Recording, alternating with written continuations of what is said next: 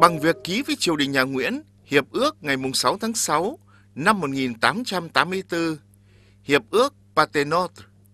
Pháp đại diện quyền lợi của Việt Nam trong quan hệ đối ngoại để bảo vệ chủ quyền và toàn vẹn lãnh thổ của Việt Nam, trong đó có hai quần đảo Hoàng Sa, Trường Sa.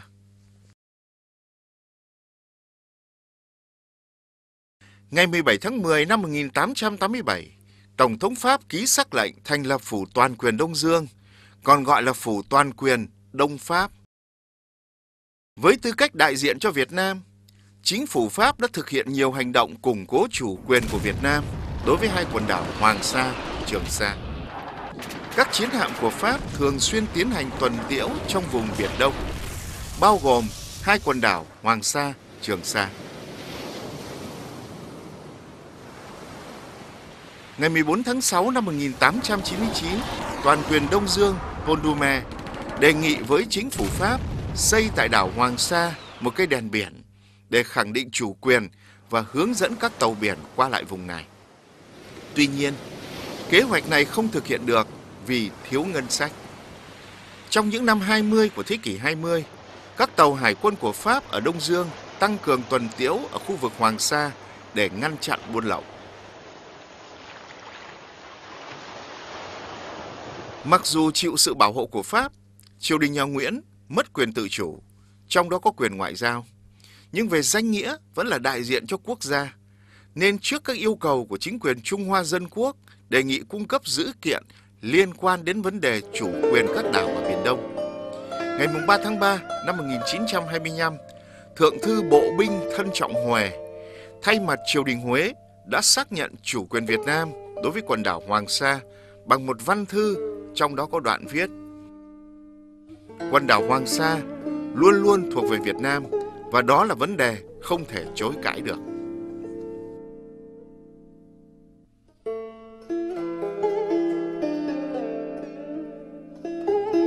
Điều đó tiếp tục được khẳng định trong bản báo cáo ngày 22 tháng 1 năm 1929 của ông Le Foll, khâm sứ Pháp ở Trung Kỳ. Ông viết: Thân Trọng Huề, nguyên Thượng thư Bộ binh, qua đời năm 1925. Trong thư ngày 3 tháng 3 năm đó đã khẳng định rằng các hòn đảo đó bao giờ cũng thuộc nước An Nam, không có gì phải tranh cãi về vấn đề này.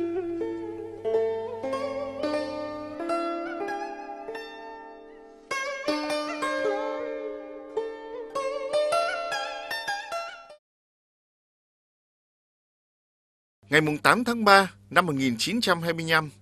Toàn quyền Đông Dương Martin Henry Macklin đã ra tuyên bố quần đảo Hoàng Sa và Trường Sa là lãnh thổ của Pháp. Chính phủ bảo hộ Pháp đã long trọng khẳng định chủ quyền của mình và đẩy mạnh các hoạt động tuần tra, kiểm soát và nghiên cứu khoa học tại hai quần đảo Hoàng Sa, Trường Sa.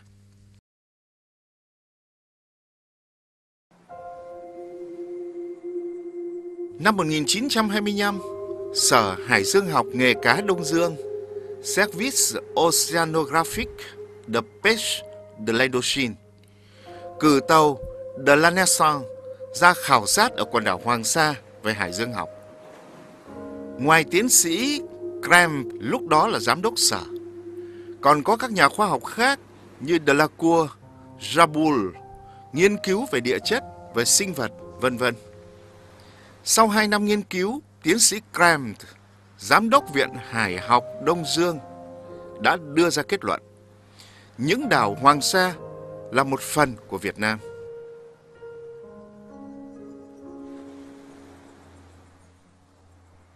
Năm 1927,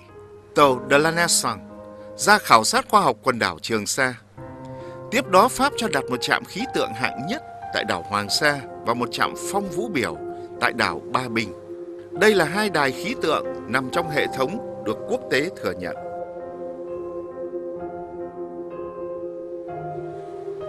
Tháng 11 năm 1928, Thống đốc Nam Kỳ cấp giấy phép nghiên cứu mỏ ở quần đảo Trường Sa cho công ty phốt phát Bắc Kỳ mới.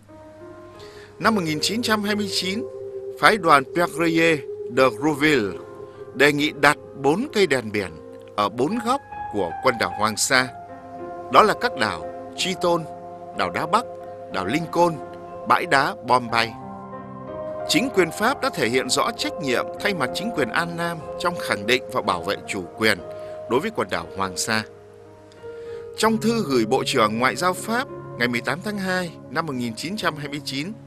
Bộ trưởng Hải quân, quyền phụ trách bộ thuộc địa đã khẳng định, đối với nhóm đảo không người ở này, An Nam có những quyền lịch sử khó tranh cãi hơn nhiều so với các quyền mà Trung Hoa Dân Quốc có thể đòi hỏi, và nước Pháp là nước có nghĩa vụ giữ gìn sự toàn vẹn lãnh thổ của vương quốc được bảo hộ.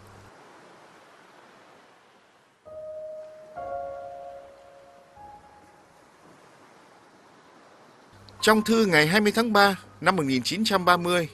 toàn quyền Đông Dương gửi cho Bộ trưởng Bộ thuộc địa Pháp đã xác nhận cần thừa nhận lợi ích nước Pháp có thể có trong việc nhân danh An Nam đòi chủ quyền đối với quần đảo Hoàng Sa. Ngày 13 tháng 4 năm 1930, tàu La Malicia do thuyền trưởng De Lattre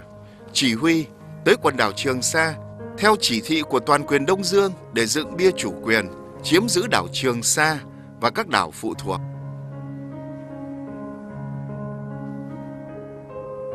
De Lattre, đại úy hải quân tàu Malaysia, đã lập biên bản chiếm hữu chính thức đảo Trường Sa. Hôm nay, ngày 13 tháng 4, 1930, ngày lễ Cành, nhân danh nước Pháp, tôi đã chiếm hữu đảo Trường Sa, nằm ở vị trí 8 độ 39 phút Vĩ Bắc và 111 độ 55 phút Kinh Đông, Greenwich, và các vùng biển xung quanh. Tôi đã kéo cờ Pháp trên đảo Trường Sa và bắn một loạt đại bác 21 viên.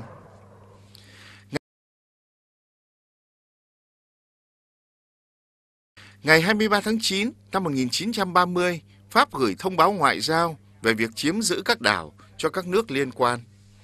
Ngày 26 tháng 7 1933, Pháp ra thông báo về việc chiếm đóng các đảo của quần đảo Trường Sa trên nhật báo chính thức của Pháp.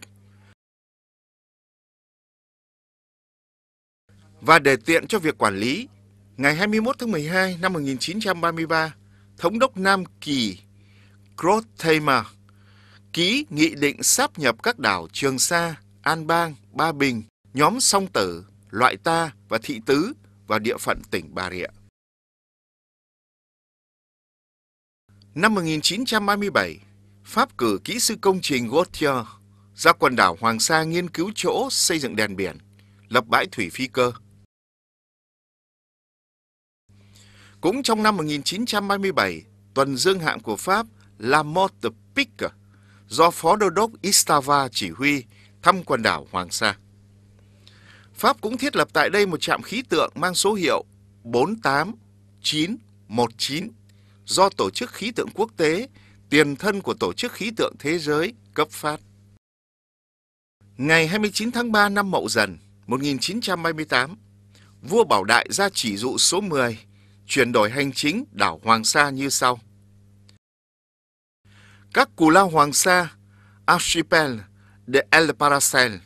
thuộc về chủ quyền nước Nam đã lâu đời, và dưới các tiền triều, các Cù Lao ấy thuộc về địa hạt tỉnh Nam Ngãi. Đến đời Đức Thế Tổ Cao Hoàng đế vẫn để y như cũ, là vì nguyên trước sự giao thông với các Cù Lao ấy đều do các cửa bè tỉnh Nam Ngãi. Nhờ sự tiến bộ trong việc hàng hải, nên việc giao thông ngày nay có thay đổi, và lại viên đại diện chính phủ Nam Triều ủy phái ra kinh lý các Cù Lao ấy, cùng quan đại diện chính phủ bảo hộ có tâu rằng nên tháp các Cù Lao Hoàng Sa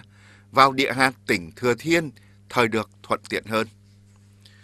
Chuẩn tháp nhập các Cù Lao Hoàng Sa, Archipel de El Paracel vào địa hạt tỉnh Thừa Thiên. Về phương diện hành chính, các Cù Lao ấy thuộc dưới quyền quan tỉnh Hiến tỉnh ấy.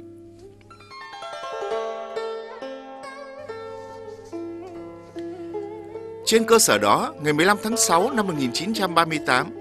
toàn quyền Đông Dương Jules Le Brevier ký nghị định thành lập đơn vị hành chính tại quần đảo Hoàng Sa thuộc tỉnh Thừa Thiên. Cũng trong năm 1938, Pháp đã dựng bia chủ quyền, xây dựng xong đèn biển, trạm khí tượng, đài vô tuyến điện ở Hoàng Sa. Tấm bia được dựng ở Hoàng Sa có hàng chữ Cộng hòa Pháp, Vương quốc An Nam, quần đảo Hoàng Sa, 1816, đảo Pate, 1938. 1816 là năm vua Gia Long cắm cờ khẳng định chủ quyền của Việt Nam đối với các đảo Hoàng Sa, và 1938 là năm dựng bia. Pháp cũng cho xây dựng trạm khí tượng, đài vô tuyến điện ở đảo Ba Bình trong quần đảo Trường Sa. Có rất nhiều văn bản trong năm 1939 thể hiện việc thực thi chủ quyền của Pháp nhân danh An Nam như Nghị định của Toàn quyền Đông Dương ngày 28 tháng 1 năm 1939 về chế độ phụ cấp và kinh phí trợ cấp cho các viên chức hành chính, đại diện và đi kinh lý Hoàng Sa. Sắc lệnh về việc phong tặng danh hiệu cho ông Louis Fontaine, chánh cai bị chết do bị bệnh sốt trong thời gian công tác ở Hoàng Sa tháng 2 năm 1939. Trong cái tập cho bạn này có 35 tờ cho bạn liên quan đến nhiều vấn đề dưới thời vua Bảo Đại, nổi trong năm 1939 mà thôi. Trong cái văn bản phụ thì là nó lại được viết bằng tiếng Pháp, do tòa khâm sứ gửi qua cho ông tổng lý ngự tiền văn phòng bây giờ là ông Phạm Quỳnh, đề nghị với hoàng đế truy tặng cho một nhân vật người Pháp, một ông cai đội hạng nhất vừa qua đời tại nhà thương Huế sau khi ông này đã công tác một thời gian ở Hoàng Sa. Văn bản đó đề ngày 2 tháng 2 năm 1939. Để sau khi vua Bảo Đại đọc xong cái văn bản này thì thấy rằng mặc dù ở đây là có yếu tố ngoại nhân, bởi vì bây giờ là người Pháp đang bảo hộ Việt Nam, nhưng mà thấy cái ông Louis Fontaine này đã có công bảo vệ Hoàng Sa, do đó mà nhà vua đã phê vào chữ chuẩn y và bên dưới là cái chữ BD, tức là Bảo Đại. Nghị định ngày 5 tháng 6 năm 1939 của Toàn quyền Đông Dương Jules Breville ký sửa đổi Nghị định 15 tháng 6 năm 1938 và thành lập tại quần đảo Hoàng Sa 2 cơ quan đại lý, Croissant và các đảo phụ thuộc, Amphitrite và các đảo phụ thuộc.